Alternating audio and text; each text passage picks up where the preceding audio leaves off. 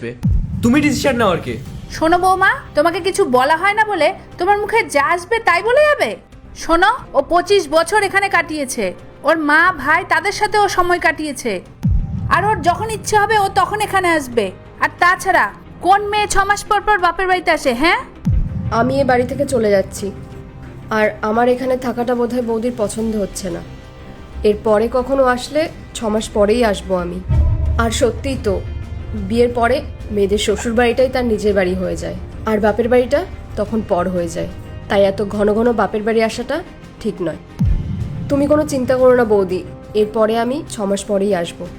তুই 6 মাস আমাদেরকে না দেখে থাকতে পারবি? কেন পারবো না মা? বৌদি যখন পারছে তাহলে আমি কেন পারবো না? আর তাছাড়াও বৌদিরও তো নিজের মা আছে, ভাই আছে। বৌদিও তো তাদেরকে না দেখে 6 মাস থাকতে পারে না, তাও তো বৌদিকে থাকতে হয়। তাহলে আমি কেন পারবো না? রাহুল, আমি দুদিনের জন্য একটু বাপের বাড়ি যাব। মেঘা এসেছে তো, ওই দিকটা সামলে নেবে। দুদিনেরই তো ব্যাপার, যাই না? সেই তোমার একই কথা। আরে এত ঘন ঘন বাপের বাড়ি যাওয়ার কি আছে? এই তো দুদিন আগেই ঘুরে এলে। হ্যাঁ, আসলে মায়ের শরীরটা খুব খারাপ, আমার মাকে খুব দেখতে ইচ্ছা করছে।